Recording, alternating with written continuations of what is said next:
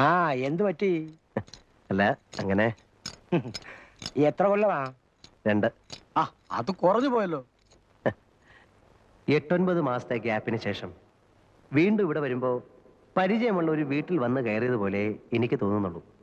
എന്ന് പറയുമ്പോൾ ഞാൻ സ്ഥിരം ഇതിൻ്റെ ഉള്ളിലാണ് എന്നൊന്നും അർത്ഥമില്ല. ഇതിനു മുമ്പ് ഒരിക്കൽ മാത്രമേ കിടന്നിട്ടുള്ളൂ. പക്ഷെ അന്നത്തേത് 7 വർഷത്തെ ശിക്ഷയായിരുന്നു. നല്ല നടപ്പിന്റെ പേരിൽ 5 കൊല്ലം കഴിഞ്ഞപ്പോൾ എനിക്ക് പോകാൻ പറ്റിയെന്ന് മാത്രം.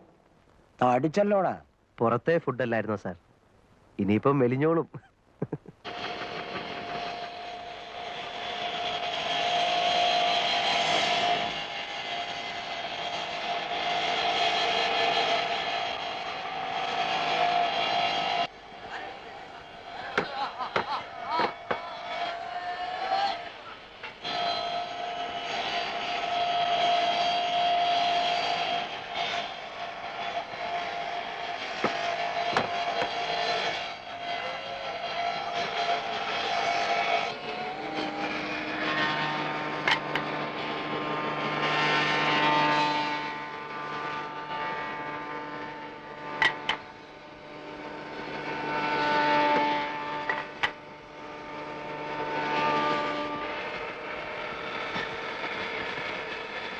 Man, what man? So he came. ആ വന്നു. വന്നിട്ട് കുറേ ദിവസമായി. ക്വാറന്റൈനിലായിരുന്നു. സെല്ല് കിട്ടിയിട്ട് 2-3 ദിവസമായുള്ളൂ. എവിടെ? ജിയിൽ. Good. Come come.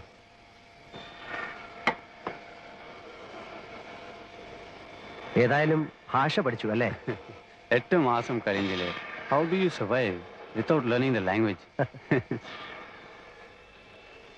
How could you know that I was here? Here, in the manufacturing? I know. So, എന്നെ കാണാൻ തന്നെ നീ വന്നു?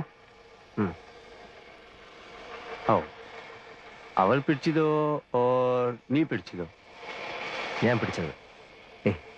പിടിച്ചതല്ല, പിടിപ്പിച്ചത്. How? It was simple. മുമ്പ് എന്നെ ചതച്ച ഒരു സബ് ഇൻസ്പെക്ടറെ പിടിച്ച് ശരിക്കൊന്ന് കൈകാര്യം ചെയ്തു. അയാളുടെ 2 പല്ല് പോയി കിട്ടി. Physical assault inflicting serious injuries. Section 332. It was smooth.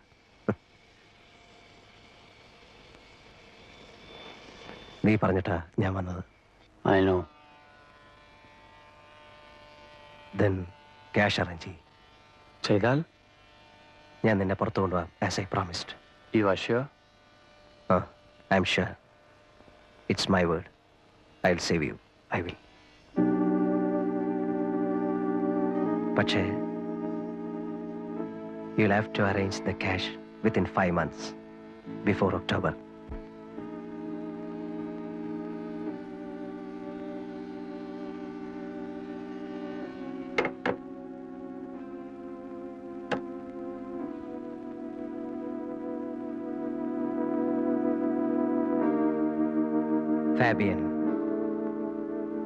Fabian റെമിറസ്.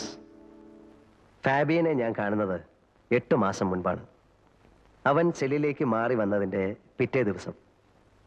അന്ന് എൻ്റെ ശിക്ഷ തീരാൻ തുടങ്ങിയായിരുന്നു. 5 കൊല്ലം അവസാനിക്കാറാവുന്നു. സത്യത്തിൽ എൻ്റെ ശിക്ഷ 7 കൊല്ലത്തേക്കായിരുന്നു.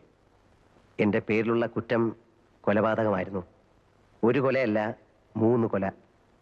പക്ഷെ 3നും തെളിവില്ലായിരുന്നു. 1 മാത്രം സാഹചര്യ തെളിവ്. അതുകൊണ്ട് എനിക്ക് തൂക്കോ ജീവപര്യന്തമോ കിട്ടിയില്ല. 304-ാം വകുപ്പ്, 7 കൊല്ലം. ഞാൻ നല്ല കുട്ടിയായതുകൊണ്ട് എനിക്ക് നല്ല നടപ്പിൻ്റെ സൗജന്യം കിട്ടി. 2 കൊല്ലം ഇളവ്.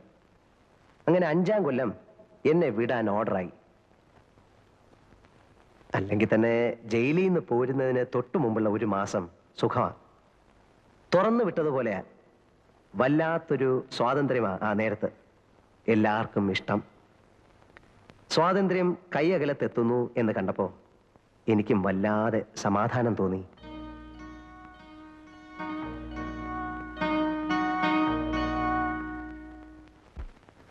ഇനിയിപ്പോ എന്താ? പഴയ ബിസിനസ്സിലേക്ക് തന്നെ തിരിച്ചു പോകുന്നോ അതോ? ഒന്നും തീരുമാനിച്ചിട്ടില്ല സാർ. 5 കൊല്ലം എന്ന് പറയുമ്പോൾ കാര്യങ്ങളൊക്കെ മാറിക്കാണുകയില്ലേ. ഇനിയിപ്പോ നാട്ടുകാര് പണ്ടെന്നെ കണ്ടതുപോലെ തന്നെ ആയിരിക്കുമോ കാണുന്നത്? അതോ ഇനി? ഒന്നുമില്ലടോ. താൻ കുഴപ്പക്കാരനല്ല എന്ന് അവർക്കൊക്കെ അറിയാം. ചെന്ന് നോക്കിയാലേ പറയാൻ പറ്റൂ.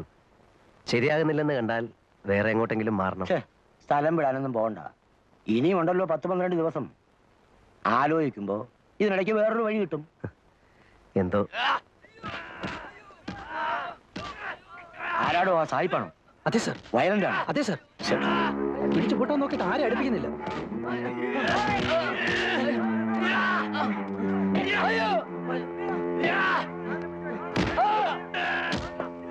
ഒതുക്കണം, നോക്കി നിൽക്കാതെ.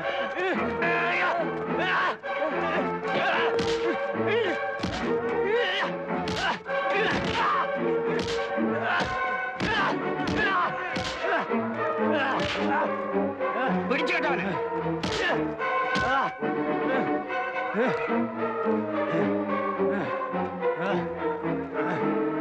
ഒറ്റമുറി കൊണ്ടുവയ്ക്കേ. ഇയാളെ ഹോസ്പിറ്റലിൽ കൊണ്ടുപോകും.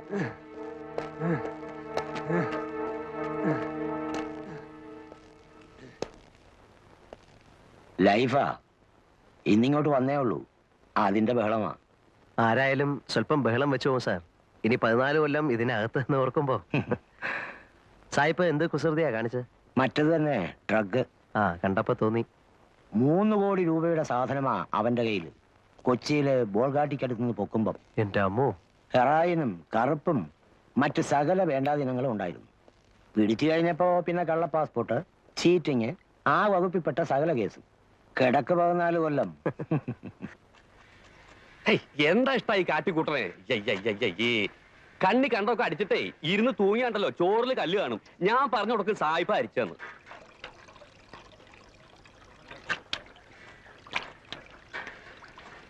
എന്താ? ഒന്നാമത് ഈ അഹിന്ദുക്കളെ ഈ പാചകമായിട്ട് ബന്ധപ്പെടുത്തു തന്നെ ഒരുതരം അസന്മാർഗ പ്രവൃത്തിയാ.